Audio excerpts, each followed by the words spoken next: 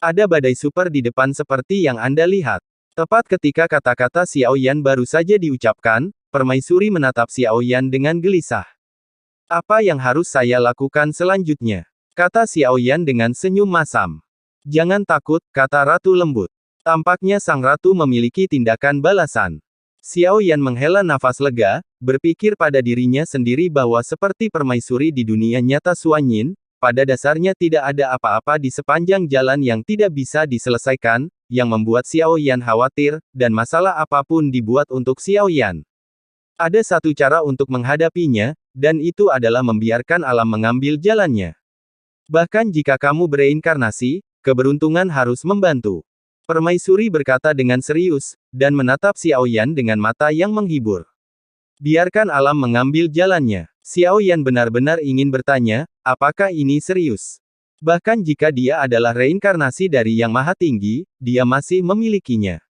Ini masih merupakan perasaan dunia yang kuat, tetapi tidak mungkin untuk menyelesaikan semuanya dengan keberuntungan.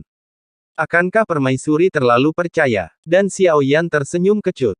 Ini bukan masalah besar, tetapi kita tidak punya pilihan selain memaksakan diri. Jangan khawatir, kekuatan Bahtera ini telah diberitahukan secara khusus bahwa meskipun badai super, ia harus mampu menahan kata-kata dari Ratu. Dia berkata dengan sungguh-sungguh. Xiao Yan yang mendengar kata-kata itu hanya bisa memiliki benang hitam, dan terdiam beberapa saat. Memiliki sedikit kepercayaan pada diri sendiri. Ratu menutup mulutnya dan tersenyum. Dalam keadaan seperti itu, dia masih memiliki niat untuk berjuang menghilangkan peradangan. Kita harus menghadapi beberapa jenis dan badai secara bersamaan, bisakah kita benar-benar melewatinya? Xiao Yan sekali lagi menatap permaisuri dengan sikap skeptis. Jika Anda mencobanya, Anda akan tahu. Sang ratu segera mengangkat bahu. The Countryside Arc tidak berhenti karena percakapan mereka, dan terus bergegas menuju badai kehampaan di depan. Sepertinya tidak ada kesempatan bagi Xiao Yan untuk menyesalinya. Guntur yang tak terlihat masih membombardir Intrepid dari waktu ke waktu, dan frekuensinya menjadi semakin tinggi, dan kemudian seluruh Bahtera mulai bergetar hebat, menandakan bahwa mereka telah memasuki badai super. Itu mencakup jangkauan yang sangat luas, dan tidak mungkin untuk melewati badai kekosongan, dan permaisuri tampaknya tidak memiliki rencana untuk membawa Xiao Yan secara langsung. Xiao Yan berdiri di haluan kapal, di tengah badai, untuk sesaat, sekelilingnya tampak kosong, tetapi secara visual menjadi lebih lambat. Oleh karena itu, Xiao Yan melihat cahaya guntur yang berkelap-kelip yang berumur pendek, hampir tidak terlihat. Detik berikutnya, Intrepid tiba-tiba terkejut. Kali ini pertahanan jauh lebih intens dari sebelumnya. Tirai tipis yang melindungi Bahtera memancarkan cahaya yang menyilaukan.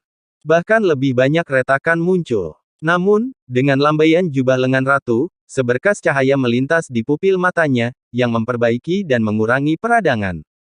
Terjadi lagi. Hampir segera setelah Xiao Yan keluar dari Bahtera, dia tiba-tiba gemetar, dan dibombardir dengan keras oleh guntur yang hampir tak terlihat lagi. Tirai cahaya pelindung mengeluarkan suara pecah, dan ada lebih banyak retakan di depan.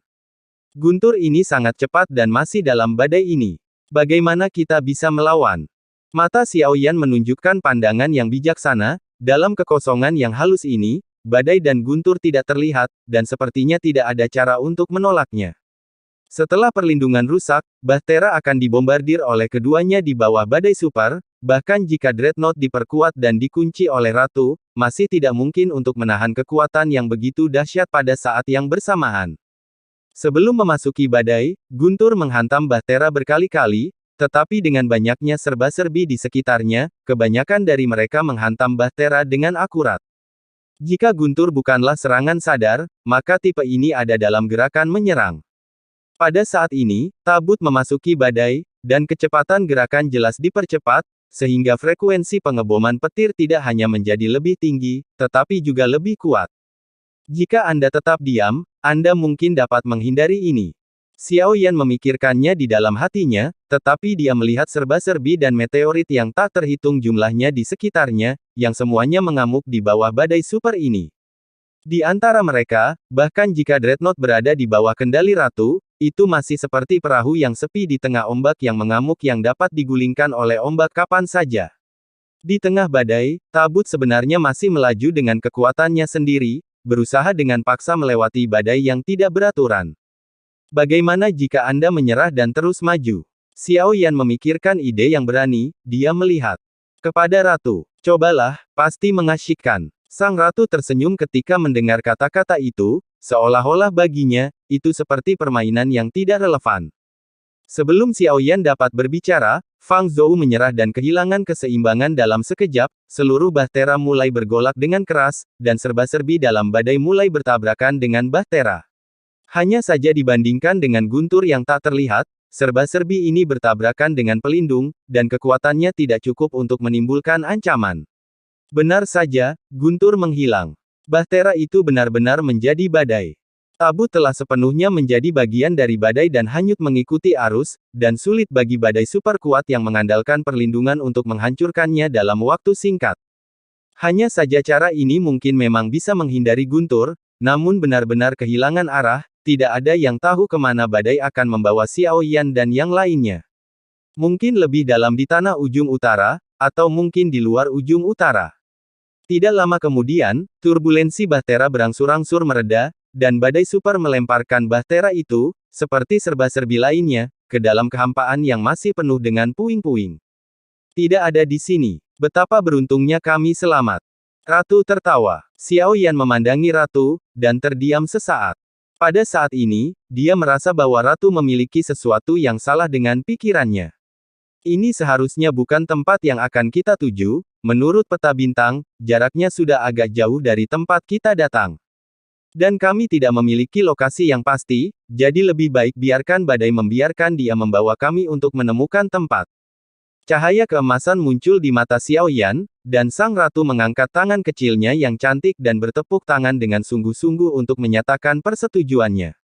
Meskipun sang ratu tampak sedikit tidak normal, dia tampaknya menjaga suasana yang seharusnya serius dengan cara yang santai dan bebas, dan dia tidak peduli sama sekali. Xiao Yan berencana membiarkan ratu membiarkan Ark memasuki badai lagi. Tetapi pada saat ini, Xiao Yan melihat sekeliling dan melihat beberapa sisa bahtera di antara puing-puing, meskipun jauh, dia masih memiliki beberapa kesan samar. Chang Yuhua, apakah bahtera mereka mati setelah dia masuk ke sini? Xiao Yan melihat reruntuhan bahtera dan bergumam, pada saat ini, bahtera itu tiba-tiba bergetar. Kali ini tidak disambar guntur, tapi bayangan hitam menghantam bahtera.